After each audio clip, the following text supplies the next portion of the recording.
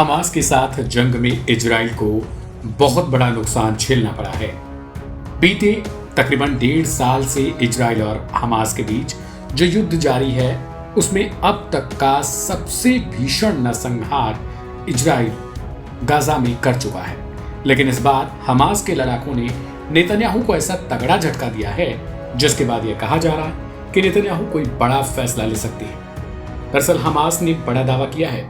उसने कहा है कि उसके सैन्य ब्रिगेड अल कस्साम के लड़ाकों ने उत्तरी गाजा के बेतलिया में तकरीबन 15 इजरायली सैनिकों को ढेर कर दिया है। एक बयान में अल कस्साम ब्रिगेड ने कहा कि उसके लड़ाकों ने इजरायली पैदल टुकड़ी को अपना निशाना बनाया। यही नहीं बल्कि उत्तरी गाजा के जबालिया कैंप के पश्चिम में भी सफ्तावी के नजदीक इजरायली टैंक को भी निशाना बनाया।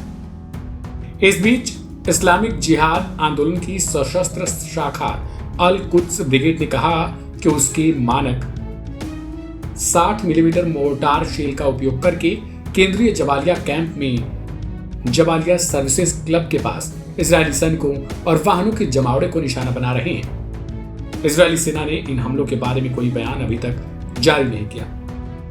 उधर दूसरी तरफ गाजा स्थित स्वास्थ्य अधिकारियों द्वारा जारी किए गए आंकड़ों के मुताबिक 7 अक्टूबर 2023 से इजरायल सेना ने गाजा में हमास के खिलाफ बड़े पैमाने पर युद्ध छेड़ा है, जिसके कारण 44,000 से अधिक लोगों की मौत हुई है और घरों तथा बुनियादी ढांचे को काफी हद तक नुकसान पहुंचा है। बल्कि यूं कहें कि गाजा पूरी तरीके से खंडहर में तब्दील हो चुका है।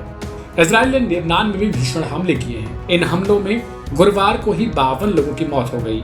इजरायल का कहना है कि हिजबुल्लाह को टारगेट करके ये हमले दक्षिणी बेरूत और आसपास के इलाकों में किए गए हैं।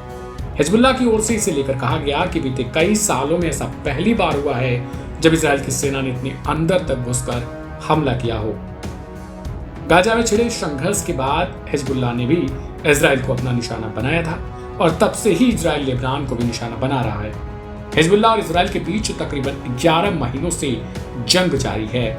इसमें न सिर्फ इजरायल ने हिजबुल्लाह या फिर लेबनान में तबाही मचाई है, लेकिन ये देखा जा सकता है कि किस तरीके से इजरायल को हिजबुल्लाह के साथ लड़ाई में सबसे ज्यादा नुकसान झेलना पड़ा है।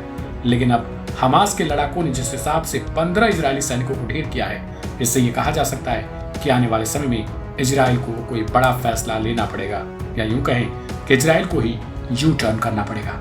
इस रिपोर्ट पर आपकी अपनी प्रतिक्रिया क्या है उसे कमेंट बॉक्स में लिखिए। ऐसे ढेर सारी खबरों को देखने के लिए सब्सक्राइब करें लाइव हिंदुस्तान।